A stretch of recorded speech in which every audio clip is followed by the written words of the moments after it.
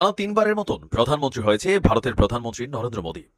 তবে এইবারের প্রধানমন্ত্রী হইয়া যেই পরিমাণ ঝামেলা পোহাচ্ছে বা এইবার এত বছর ক্ষমতায় থাকার পর যেভাবে সামনের দিকে যাওয়ার কথা ছিল, পরিসংখ্যান বলছে এই অবস্থানটা টোটালি উল্টা ঘুরছে। অভাগা যেদিকে যায় সাগর শুকিয়ে যায়। বিশ্ব রাজনীতিতে যখন আমেরিকাকে নিয়ে এমন প্রবাদ উচ্চারিত হচ্ছে, ঠিক সেই মুহূর্তে একের পর এক চমক দেখিয়ে যাচ্ছে রাশিয়া। আর যার জন্য সারাটা জীবন যৌবন তামা করে নিলাম, কাইজা লেগে কথাটা কইলো কি তুমি কিতা কইছে কও না। পরে অবশ্য মনটা ভালো হয়েছে, কাজ দিয়ে কয় কি কইছে কথাটা, তুমি এত গোসা করছিলে কেন সকাল সকাল, কখন কাইজা লাগানো কত রবি চালায়াম। মোহাম্মদ ইউনূস বাংলাদেশে একমাত্র নোবেল জয়ী এবং অনেকের নিকট প্রবাদ পুরুষ। প্রিয় দর্শক, আসসালামু আলাইকুম। ডক্টর ইউনূস শেখ হাসিনাকে কেমন বার্তা জানিয়ে দিলেন? শেখ হাসিনাকে হুঙ্কার দিয়ে কথা বললেন ডক্টর ইউনূস। আপনারা কিন্তু ডক্টর ইউনূসকে সকলেই চিনেন। বাংলাদেশের প্রথম নোবেল প্রাপ্ত ব্যক্তি হচ্ছে ডক্টর ইউনূস। বর্তমানে কিন্তু ডক্টর ইউনূস জেলখানাতে বন্দী রয়েছে, একমাত্র শেখ হাসিনা তার কারণ, এমনটা কিন্তু জানিয়েছে ডক্টর ইউনূস। সেই সাথে আজকের এই ভিডিওতে আপনারা দেখতে পারবেন পুতিন এবং কিম কী পদক্ষেপ নিতে যাচ্ছে এই বাংলাদেশের বিপক্ষে। যুক্তরাষ্ট্র আমেরিকা কি তাহলে পল্টি মারতে যাচ্ছে? আজকের এই ভিডিওতে আপনারা বিস্তারিত মাধ্যমে সব কিছু দেখতে পারবেন। সেই সাথে সাথে নরেন্দ্র মোদীকে চাপ দেওয়া হচ্ছে পদত্যাগের জন্য। রাহুল গান্ধী জানিয়েছে এমন একটি কথা। রাহুল গান্ধী বলেছে মোদীর সামনে খারাপ দিন আসতে চলেছে। মোদীও কিন্তু হতাশ হয়ে যাচ্ছে। সত্যি যদি মোদী পদত্যাগ করে তাহলে কি কিন্তু সেই ধারাটা বাংলাদেশে এসে পড়বে এবং শেখ হাসিনার প্রতিও এসে পড়বে, এমনটা কিন্তু জানাচ্ছে গণমাধ্যম। তাহলে কি মোদী সত্যি পদত্যাগ করতে চলেছে? আজকের এই ভিডিওটি দেখলে আপনারা সব কিছু ক্লিয়ারলিভাবে বুঝতে পারবেন। সেই সাথে ভিডিওর শুরুতে যে ভিডিওর অংশ বেশি দেখে শুরু করেছিলাম, সেই ভিডিওগুলো থাকছে আজকের এই ভিডিওতে। বেশি কথা বলবো না, আপনাদের বিস্তারিত ভিডিওতে নিয়ে যাবো। প্রিয় দর্শক, বিস্তারিত ভিডিওতে যাওয়ার আগে যারা এখনও এই ভিডিওটিকে লাইক দেননি, দ্রুত এই ভিডিওটিকে লাইক করে দিন। তো ভিউয়ার্স, কে কোথা থেকে এই ভিডিওটি দেখছেন অবশ্যই কমেন্ট বক্সে বলে যাবেন। তো ভিউয়ার্স, চলুন এখন আমরা ধারাবাহিকভাবে সেই বিস্তারিত ভিডিওগুলো দেখে আসি। টানা তিনবারের মতন প্রধানমন্ত্রী হয়েছে ভারতের প্রধানমন্ত্রী নরেন্দ্র মোদী। তবে এইবারের প্রধানমন্ত্রী হইয়া যেই পরিমাণ ঝামেলা পোহাচ্ছে বা এইবার এত বছর ক্ষমতায় থাকার পর যেভাবে সামনের দিকে যাওয়ার কথা ছিল, পরিসংখ্যান বলছে এই অবস্থানটা টোটালি উল্টা ঘুরছে। বেশ কিছু দুর্নীতি হয়েছে ভারতের নির্বাচনেও, জালিয়াতির অভিযোগ আছে বিরোধী দলগুলোর পক্ষ থেকে। এরপরেও বহুত কষ্টে জোট টোট বাইন্ধা কোন রকমে এবার সরকারটা টিকাইছে। বা সরকার টিকানোর পর এই সরকার কি থাকবে নাকি পতন ঘটবে? দর্শক, চাঞ্চল্যকর তথ্য উঠে এসেছে। এই মুহূর্তে ভারতের রাজনীতিতে সুপার হিরো হিসাবে যিনি নাম লিখিয়েছেন রাহুল গান্ধী। সবাই চিনতেই পারছেন মহাত্মা গান্ধীর উত্তরসূরি এই রাহুল গান্ধী। আমরা তো দেখি গতকালকে রাহুল গান্ধী যে বক্তব্য দিয়েছেন, নিশ্চয়ই বক্তব্য শুনা দুই চারটা বিপির ওষুধ খাওয়া লাগতেছে ভারতের প্রধানমন্ত্রী নরেন্দ্র মোদীর। কারণ এই চেয়ারটা থাকবে তো না, চেয়ারটা থাকতেও পারে নাও থাকতে পারে। তবে রাহুল গান্ধী বলছেন মোদী সরকারের পতন ঘটবে, কারণ ভেতরে অন্য খেলা চলতেছে। খেলাটা কি? ভারতের প্রধানমন্ত্রী নরেন্দ্র মোদীর ভারতীয় জনতা পার্টি মানে বিজেপি নেতৃত্বাধীন এনডিএ জোটের লোকজন গোপনে বিরোধী দল কংগ্রেসের সাথে যোগাযোগ করছেন। আর এই মন্তব্য কে করেছেন? দলটির প্রধান নেতা এই মুহূর্তে যিনি রাহুল গান্ধী। ব্রিটেনের প্রভাবশালী দৈনিক দ্য ফিনান্সিয়াল টাইমসকে দেওয়া এক সাক্ষাৎকারে কংগ্রেসের এই নেতা বলছেন, এমনকি একটি ছোটখাটো ঝামেলাও অস্থিতিশীল করে তুলতে পারে জাতীয় গণতান্ত্রিক জোটকে, মানে এনডিএ, যেটা বিজেপি সহ আরো কয়েকটা দল মিলা এই সরকারটা এখন ক্ষমতায় গেছে। যে জোট আঞ্চলিক দলগুলোর উপর নির্ভর করে সরকার গঠন করেছে। নরেন্দ্র মোদী নেতৃত্বাধীন সরকার শিবিরে ব্যাপক অসন্তোষ রয়েছে বলে দাবি রাহুল গান্ধীর। তিনি বলছেন প্রধানমন্ত্রী নরেন্দ্র মোদীর সরকারকে টিকিয়ে রাখার জন্য লড়াই করতে হবে। রাহুল গান্ধী বলছেন এনডিএ শিবিরে থাকা অনেক পার্লামেন্টের যারা সদস্য আছেন তারা অনেকেই তাদের বিভিন্ন লোকজনরা নেতা নেত্রীরা কংগ্রেসের সাথে যোগাযোগ করছেন, ফলে সামান্য এদিক সেদিক হলেই মোদীর সরকারের পতন ঘটতে পারে। দর্শক, গত 4 জুন ভারতের 543 আসনের লোকসভার নির্বাচনের চূড়ান্ত ফল ঘোষণা করা হয়। এতে নরেন্দ্র মোদীর রাজনৈতিক দল বিজেপি একক সংখ্যাগরিষ্ঠতা পায়নি। দেশটিতে সরকার গঠনের জন্য 272 আসনের প্রয়োজন ছিল, কিন্তু মোদীর সরকার পেয়েছে 240। পরে সরকার গঠনের জন্য এনডিএ জোটের শরিকদের 53 আসনের উপর নির্ভর করতে হয়েছে বিজেপিকে। বিজেপি নেতৃত্বাধীন এনডিএ জোট 293 আসনে এবার জয় পেয়েছে। নির্বাচনে কংগ্রেসের নেতৃত্বাধীন জোট ইন্ডিয়া তারা পেয়েছে 233। এর মধ্যে কংগ্রেস এককভাবে পেয়েছে 99 আসন। রাহুল গান্ধী বলছেন গত লোকসভা নির্বাচনের ফল দেশের রাজনৈতিক গতি প্রবাহের খাতকেই বদলে দিয়েছে। ভারতের রাজনৈতিক ব্যবস্থায় সবার জন্য সুযোগ সামনে চলে এসেছে। উল্লেখযোগ্য পট পরিবর্তন হয়েছে। যে সংখ্যার উপর সরকার দাঁড়িয়ে রয়েছে তা অত্যন্ত ভঙ্গুর। সামান্য এদিক সেদিক হলেই মোদী সরকারের পতন ঘটবে। কংগ্রেসের এই নেতা বলছেন প্রধানমন্ত্রী মোদীকে নিয়ে বিজেপি এবং সরকারের অন্দরের মধ্যে তুমুল অসন্তোষ তৈরি হয়েছে। তাদের মধ্যে অনেকেই কংগ্রেসের সাথে যোগাযোগ করছেন। পরিস্থিতি খারাপ হলেই তারা কংগ্রেসের সাথে জোটবদ্ধ হবেন। রাহুল বলছেন এবারের ভোটে বিজেপির বিভাজনের নীতির বিরুদ্ধে মানুষ রায় দিয়েছে। মানুষের মাঝে ঘৃণা ছড়িয়ে ধর্মীয় বিষয়গুলোকে সামনে নিয়ে আসায় যেই রাজনৈতিক ফায়দা গত টার্মে হাসিল করেছিল মোদী আর বিজেপির, এমন ধারণাকে নস্যাৎ করে দিয়েছে দেশের সাধারণ জনতা। যে দল 10 বছর অযোধ্যা নিয়ে কথা বলে কাটিয়ে দিল, সেই অযোধ্যা থেকেই তাদের অবস্থান সরে গেছে। মানে রাম মন্দির নির্মাণ নিয়ে এত কিছু হইলো, সেই রাম মন্দিরের যে এরিয়া অযোধ্যা, সেখানে ফেল করছে নরেন্দ্র মোদীর যেই মানে পার্টনার, মানে দলের মেম্বার ছিল। তাহলে বোঝেন নমুনা কি? অনেক বিশ্লেষকরা বলছেন মোদী এতদিন এককভাবে যে রাজত্ব করছেন, সেই রাজত্ব এবার আরো কয়েক গুণ হইতো। কিন্তু কলকাতায়, পশ্চিমবঙ্গে মারি সেরকম সুড়িয়ে লাল করে দিয়েছে মমতা দিদির সৈনিকেরা। আমি মমতা দিদির প্রতি অলওয়েজ বাংলার পক্ষ থেকে ভালোবাসা দিই, কারণ একমাত্র নেকড়ি, সুপার জুপার হিরোইন মমতা দিদি। ভালোবাসা এবার বাংলা থেকে, যেখানে বিজেপিকে তিনি এককভাবে হারাই দিয়েছেন, দেখাইছেন যে কি করতে পারেন। তো রাহুল গান্ধী যে আশা করছেন বা যে বিশ্লেষণ আসছে, দেখা যাক মোদীর জোট কতদিন টিকে, আবার টিকতেও পারে। কারণ ক্ষমতা বড় আশ্চর্য জিনিস মায়েরি। হ্যাঁ, বিশাল দেশ, টাকা পয়সার অভাব নাই। তো বুঝতেই পারেন যে নানানভাবে সেট আপ, আর দীর্ঘ 2 টার্মে ক্ষমতা ছিলেন, এবার 3য় টার্ম, অনেক সময় ঘুরে ধরে যায়। তো দেখা যাক কোন দিকে যায়। ডক্টর মোহাম্মদ ইউনূস বাংলাদেশে একমাত্র নোবেল জয়ী এবং অনেকের নিকট প্রবাদ পুরুষ। তার উপর যে আইনি ব্যবস্থা নেওয়া হচ্ছে তার বিরুদ্ধে, এটি নিয়ে জনগণের যে চিন্তা এবং চেতনা, সেটি হলো এই ভদ্রলোকটির প্রতি অন্যায় করা হচ্ছে। অন্যদিকে তার যারা পশ্চিমা বন্ধু রয়েছে, আমেরিকা, ইউরোপ থেকে শুরু করে অন্যান্য দেশের যারা রাষ্ট্রপ্রধান থেকে শুরু করে সুধী সমাজ, তারা সবাই এক বাক্যে বলার চেষ্টা করছে যে এই বয়োবৃদ্ধ মানুষটিকে রাষ্ট্রীয় পর্যায় থেকে অত্যাচার করা হচ্ছে, জুলুম করা হচ্ছে এবং তার প্রতি অন্যায় করা হচ্ছে। এবং ইতিপূর্বে তার পক্ষে মার্কিন যুক্তরাষ্ট্রের সাবেক প্রেসিডেন্ট, পররাষ্ট্রমন্ত্রী থেকে শুরু করে অনেক বিশ্ববরেণ্য গুরুত্বপূর্ণ ব্যক্তি, শত শত, এবং যে কজন নোবেল জয়ী ব্যক্তি আছেন জীবিত, তারা সবাই তার পক্ষে বিবৃতি দিয়েছেন এবং প্রধানমন্ত্রীকে চিঠি লিখেছেন। কিন্তু আন্তর্জাতিক অঙ্গন যতই ডক্টর ইউনূসের পক্ষে দাঁড়িয়েছেন এবং ডক্টর ইউনূস যতই ভদ্র হওয়ার চেষ্টা করেছেন, চুপ থাকার চেষ্টা করেছেন, তার প্রতি জুলুম এবং অত্যাচার বাড়তেই থেকেছে এবং বাড়তে বাড়তে এখন তিনি লোহার খাঁচায় ঢুকে গিয়েছেন। এবং আপনি যদি বাংলাদেশের ইতিহাসে বেগম জিয়াকে দেখেন, তখন তারও যে আজকের পরিণতি এবং তার সঙ্গে ডক্টর ইউনূসের যে পরিণতি আপনি মিলালেই বুঝতে পারবেন। এবং ডক্টর ইউনূস যেহেতু বুদ্ধিমান মানুষ, তিনি সেটা বুঝতে পেরেছেন। সেটি হলো প্রাথমিকভাবে যেহেতু সাবেক একজন প্রধানমন্ত্রী, তার ব্যাপারে যে কোনো আইনি ব্যবস্থা নিতে সরকারের যারা কর্তৃপক্ষ, এমনকি রাজনৈতিক ব্যক্তিত্ব, তারাও কিন্তু চিন্তা ভাবনা করেছে এবং ভয় পেয়েছে। কিন্তু আস্তে আস্তে আস্তে আস্তে জুলুমের পরিমাণ, নির্যাতনের পরিমাণ বাড়াতে বাড়াতে এমন একটা সময় তাদের সাহস বেড়ে গেল। তারা বুঝতে পারলো যে বেগম জিয়াকে গ্রেপ্তার করা বা তার বিরুদ্ধে ওয়ারেন্ট ইস্যু করা এটা কোনো বিষয়ই না, এটি সরকার হজম করতে পারবে। এবং সে অনুযায়ী বেগম জিয়াকে ধীরে ধীরে ধীরে ধীরে আইনের জালে আবদ্ধ করে এখন তিনি কারারুদ্ধ। ডক্টর ইউনূসকেও ঠিক সেই ফাঁদে ফেলা হয়েছে। এবং ডক্টর ইউনূস বাংলাদেশে যাই হোক না কেন, আওয়ামী লীগ মনে করে ডক্টর ইউনূসের মতো অনেক নোবেল বিজয়ী ব্যক্তি আছেন যারা পশ্চিমাদের 100% সমর্থন থাকা সত্ত্বেও জেলখানাতে গিয়েছেন, আছেন। এবং পশ্চিমারা এই নোবেলটাকে তারা তাদের একটা ইনস্ট্রুমেন্ট হিসেবে ব্যবহার করে। ঠিক সেই ইনস্ট্রুমেন্টটা দিয়ে পরবর্তীকালে যেন তারা সেই দেশের বিরুদ্ধে কাজ করতে পারে এবং এই যাদেরকে নোবেল পুরস্কার দেওয়া হয় তাদেরকে এজেন্ট হিসেবে তারা ব্যবহার করতে পারে, এরকম একটি ধ্যান ধারণা তৃতীয় বিশ্বে কিন্তু রয়েছে। তো সেই কারণে কি হচ্ছে, যখন মায়ানমারের আং সান সুচিকে নোবেল পুরস্কার দেওয়া হলো, শান্তি পুরস্কার দেওয়া হলো, তখন তিনি জেলখানাতে, এবং পশ্চিমারা তাকে নোবেল পুরস্কার দিয়েছে, এমনকি তাকে প্রমোট করে ক্ষমতায় বসিয়েছে। কিন্তু সে দেশের সেনাবাহিনীর উপর আধিপত্য বিস্তার করে সুচি সেখানকার রাজনীতিতে কোনো গুরুত্বপূর্ণ ভূমিকা তো দূরের কথা, উল্টো তিনি আগে তার যে একটা ভাবমূর্তি ছিল সেটা খুইয়ে এখন তিনি আবার জেলখানাতে আছেন। চীন দেশে যাকে নোবেলের শান্তি পুরস্কার দেওয়া হয়েছিল তারও একই অবস্থা। তো সেই দিক থেকে ডক্টর ইউনূসের যে অবস্থা তুলনামূলকভাবে ভালো আছে, কিন্তু এই ভালো বেশি দিন থাকবে না। তাকে যেভাবে আইনের আবর্তে জড়ানো হয়েছে, একটা সময় তাকে জেলে যেতে হবে, এতে কোনো সন্দেহ নেই। এবং সেই জেলে যাওয়ার যে মহড়া, সেই মহড়ায় তাকে প্রতিনিয়ত আদালতে হাজিরা দিতে হচ্ছে। তিনি অনেকদিন হেসেছেন, চুপচাপ থেকেছেন, কিন্তু একটা সময় তিনি বুঝেছেন যে এই যাওয়া শেষ যাওয়া নয়, এই যাওয়া শুরু, সবেমাত্র শুরু। এরপর যখন তার বিচারিক প্রক্রিয়া শুরু হলো, তিনি যেহেতু ফৌজদারি মামলার আসামি, আমাদের যে মেট্রোপলিটন যে কোর্টগুলো রয়েছে, ফৌজদারি আদালতগুলো রয়েছে, সেখানে আসামিদের দাঁড় করানোর জন্য, সেখানে ভয়ঙ্কর আসামিদেরকে দাঁড় করানোর জন্য লোহার খাঁচা রয়েছে। উদ্দেশ্য প্রথমত এই খাঁচার ভিতর ঢুকিয়ে আসামিদেরকে অপমান করা, তাদের মনোবল নষ্ট করে দেওয়া। আর দ্বিতীয়ত কিছু কিছু আসামি সত্যিকার অতি ভয়ঙ্কর, তারা সেখান থেকে বের হয়ে যেন বিচারকের প্রতি হামলা চালাতে না পারে, পালিয়ে যেতে না পারে, এই জন্য এই ধরনের ব্যবস্থা নেওয়া হয়েছে। তো ডক্টর ইউনূসের ক্ষেত্রে দ্বিতীয়টি প্রযোজ্য নয়, তাকে অপমান করার জন্যই মূলত এখানে তিনি ঢুকেছেন বা তাকে ঢুকানো হয়েছে। তো তিনি একটি গ্রুপ মেনটেন করেন, অর্থাৎ তার সঙ্গে যারা মামলায় জড়িত যে সমস্ত তার সহকর্মী রয়েছেন, তো সেই সহকর্মী সবাই ওই লোহার গারদে ঢুকিয়েছেন বা ঢুকানো হয়েছে।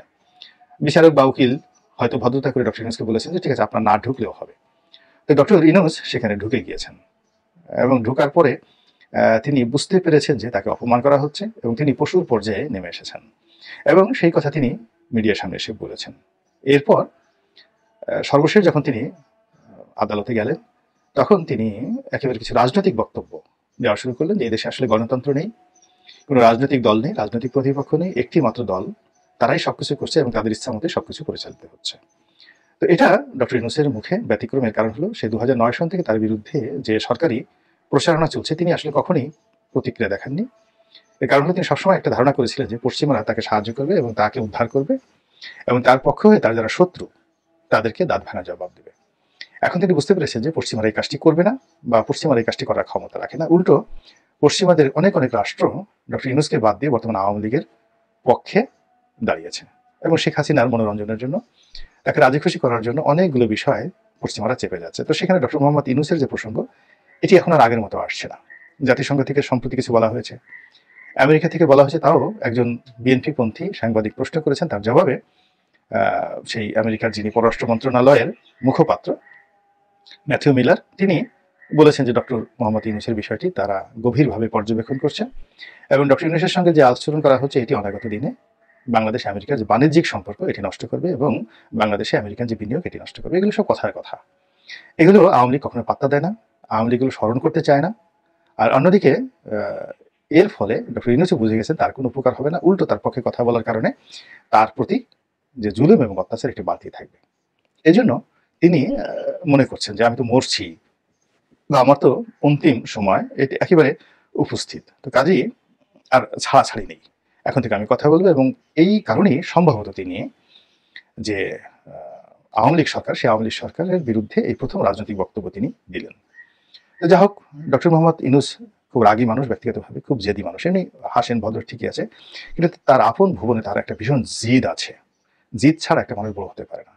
তার ক্রোধ আছে, রাগ আছে এবং তিনি যথেষ্ট প্রতিহিংসা পরায়ণ। এর কারণ হলো প্রতিহিংসা না থাকলে একটা মানুষ বড় হতে পারে না।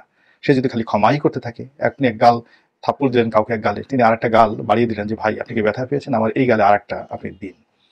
এগুলো কাগজে কলমে ভালো দেখায় বা এগুলো শুনতেও ভালো লাগে, কিন্তু বাস্তবতা হলো যে আপনি যদি সমাজে সাস্টেইন করতে চান তাহলে আপনাকে টিট ফর ট্যাট, যেমন কুকুর তেমনি মুগুর হতে হবে। এক, আপনার প্রতিপক্ষ আপনাকে যেভাবে আপনাকে নিয়ে খেলছে তার সঙ্গে ঠিক সমভাবে আপনাকে খেলতে হবে, যেভাবে আপনাকে আক্রমণ করছে সেভাবে আক্রমণ করতে হবে এবং আপনি একে প্রতিশোধ পরায়ণ হতে হবে। প্রতিশোধ পরায়ণ না হলে আপনার প্রতি যে জুলুম করেছে ও নফস বেড়ে যাবে, জুলুম করার ক্ষমতা বেড়ে যাবে, লোভ বেড়ে যাবে, লালসা বেড়ে যাবে, সে আপনার প্রতি আরো বেশি বেশি জুলুম করবে এবং তার সেই জুলুমের হাতিয়ার বাড়তে বাড়তে একসময় সাধারণ আমজনতার মধ্যে চলে যাবে। এই জন্য অন্যায়ের প্রতিবাদ করা, অন্যায়ের শাস্তি দেওয়া, প্রতিশোধ নেওয়া ইসলামে কিন্তু হালাল। এই জিনিসটি বহুদিন পরে হয়তো ডক্টর মোহাম্মদ ইউনূস অনুধাবন করেছেন, কিন্তু তার জীবনের যে প্রদীপ এটি একেবারে শেষ প্রান্তে। তিনি 80 বছর ক্রস করেছেন, সম্ভবত 85, 86, 87, 88 এরকম তার বয়স হবে। তো এই বয়স অনেকটা যাকে বলা হয় বৃদ্ধ শ্বেতহস্তি অথবা বৃদ্ধ নাক, নখ এবং দন্তহীন বাঘের যে শক্তিশালী দুটো অস্ত্র, তার যে ধারালো নখ এবং তার দাঁত, শক্তিশালী দাঁত, এবং আরেকটা বাঘের জিহ্বা। ও মানে আপনার বাঘের জিহ্বা এতটা ধারালো, সে যদি কোনো বিল্ডিং এর যে ওয়ালে চাটা দেয়, ওয়ালের সেই যে প্লাস্টার এটা খসে যাবে। মানুষের শরীরে সে যদি একটা চাটা দেয়, মানুষের মাংস চামড়া সহ সে নিয়ে যাবে। মানে বাঘের জিহ্বা এতটা শক্তিশালী। তো যখন বাঘ বৃদ্ধ হয়ে যায় তখন তার এই শক্তিগুলো থাকে না, অথচ যৌবনে ছিল। এখন যে কোনো কারণে হোক, দেশ, আন্তর্জাতিক, তারপর নিজের বয়স সব মিলিয়ে ডক্টর মোহাম্মদ ইউনূস এখন যে অবস্থায় আছেন, তিনি যদি 2009 সালে চেষ্টা করতেন হয়তো তিনি ভিন্ন একটা কিছু করতে পারতেন। এখন আমি জানি না তিনি কি করতে পারবেন। তো তিনি এখন যদি কোমরে গামছা বেঁধে শেখ হাসিনার পেছনে নামেন, এই জায়গাটিতে তাকে একা ফাইট করতে হবে। এর কারণ হলো তারই মতো যখন বেগম জিয়া বিপদগ্রস্ত হয়েছিলেন, তিনি অশান্তির সৃষ্টি হবে এই ভয়ে কোনো বক্তব্য দেননি। অন্যান্য অনেক মানুষ তারই মতো, তার পক্ষে যারা বিভিন্ন সময় কথা বলেছেন আন্তর্জাতিক অঙ্গনে, দেশে তারা বিপদে পড়েছে, তিনি হয়তো কেঁদেছেন, দোয়া করেছেন, কিন্তু তিনি তাদের জন্য তিনি কখনো কোনো বক্তব্য দেননি। এদেশে 2014 সনে যে গণতন্ত্রহীনতা শুরু হলো, 18 সনে যে রাতের ভোট হলো, এই বিষয় নিয়েও তিনি সংবাদ সম্মেলন করতে পারতেন, কথা বলতে পারতেন। এখন যেভাবে বলছেন এভাবে বলতে পারতেন, তাহলে তাকে নিয়ে যে ভয় ছিল সেই সরকারের, সেই ভয়টা আরো বেড়ে যেত। কিন্তু এখন তাকে জুলুম করতে সরকারের খুব মজা লাগছে। তিনি যেভাবে হেঁটে হেঁটে কোর্টে যাচ্ছেন, উপরে উঠছেন, তার যারা প্রতিপক্ষ এই দুরবস্থা দেখে তারা খুব শান্তি পাচ্ছেন।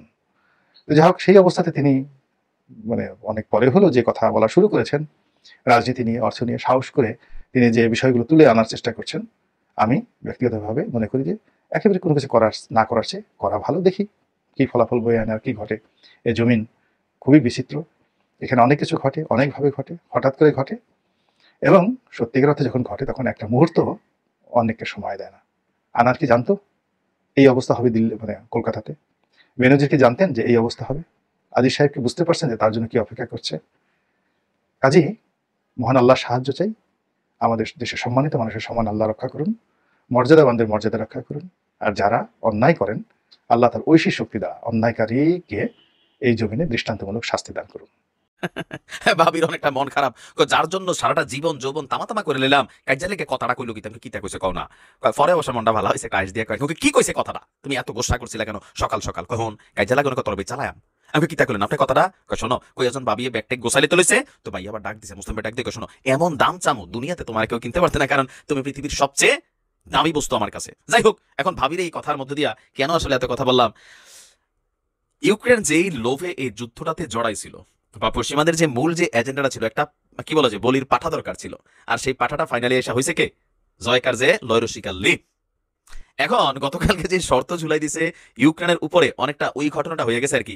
যদি সদস্য হইতে হয় তোমাকে জাস্ট সিম্পল একটা কাজ করতে হবে, যে লিখু শিক্ষক বাই কর না, কিটা করণ লাগবো, শোনো কিচ্ছু না, শুধু যুদ্ধ করে রাশিয়ার লোকে জিততে লাও, মেশিনারি যা লাগে আমরা দেবো, বাকি যা আছে আমরা দেবো, তবে আমাদের সেনাবাহিনী যাবে না, পেছন থেকে তোমার পরামর্শ দেবো, স্যাটেলাইট থেকে ছবি দেবো, মেশিনারিজ দেবো, টাকা পয়সা মানে মেশিন টেশিন বেচে কিছু অর্জন করবো, আর তুমি শুধু লড়াই করবা, তোমার দেশের মানুষে সেখানে শহীদ করে ফেলবে, রাশিয়ার বিরুদ্ধে যুদ্ধে জিতো, তাহলে তোমাকে ন্যাটোতে ঢোকার সুযোগ দিব। এমন ঘটনা শূন্য জেলির মাথার ভিতরে হাত, নতুন যে সরকারের টিম আছে সেনাবাহিনীর ভিতরে একটা টেনশন যে এবার চায় আসলে কি দেশটার কি তামা করে লাগবে এবার, তো ঘটনা কিন্তু এরকমই।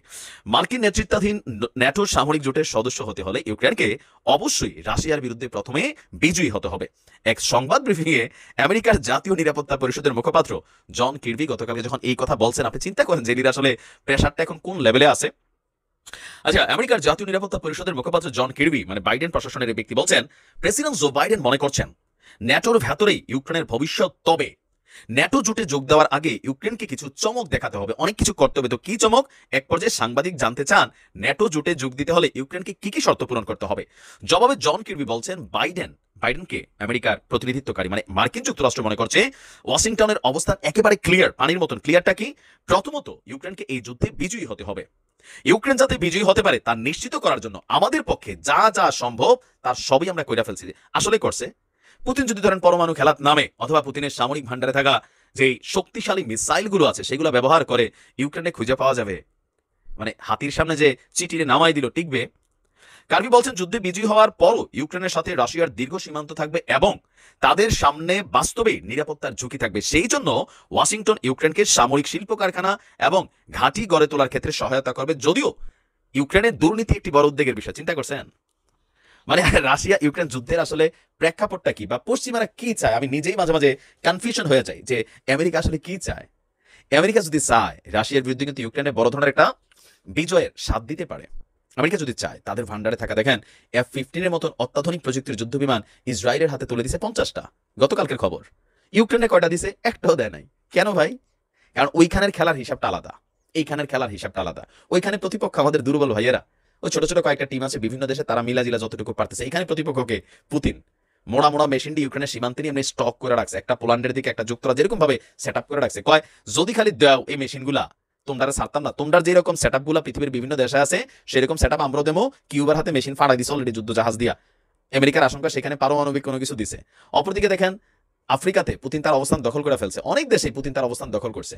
এই অবস্থায় পুতিনকে তারা বিগড়াইতে চায় না, আর এই কারণে ভাসুরের নাম মুখে না আইন না কয় তোমরা যা খুশি করো। আচ্ছা, এই শর্ত দেওয়ার পর আপনার কি মনে হয় এই জন্মে ইউক্রেন আর ন্যাটোতে ঢোকার সুযোগ আছে? একটা রাষ্ট্র শেষ হয়ে গেল, আমার সেটাই মনে হচ্ছে খামখেয়ালিপনার মধ্যে দিয়া। আর জেলির অর্থনৈতিক কিছু দুর্নীতির মধ্যে তার নাম চলে আসছে। $400 মিলিয়ন এই অস্ত্র শস্ত্র কিনাকাটির খেলাত তার আয় বাড়ছে 100 কত গুণ জানে যুদ্ধকালীন চলা। তাহলে বোঝেন আয় কোথা থেকে আসে, এটা তো রিপোর্টের, বাকিটা কি আল্লাহ ভালো জানে। প্রিয় দেশবাসী, শুরু থেকে শেষ পর্যন্ত যারা এই ভিডিওটি দেখেছেন সকলকে জানাই অসংখ্য ধন্যবাদ। যারা এরকম নিউজ ভিডিও পেতে পছন্দ করেন তারা অবশ্যই এই চ্যানেলটি সাবস্ক্রাইব করে পাশে থাকা বেল আইকনটি বাজিয়ে দিবেন। যারা এখন এই ভিডিওটি শেয়ার করেননি, এই ভিডিওটি দ্রুত শেয়ার করে সকলকে দেখার সুযোগ করে দিন। আজকের মতন এই পর্যন্ত, দেখা হচ্ছে পরবর্তী কোনো ভিডিও নিয়ে ইনশাল্লাহ।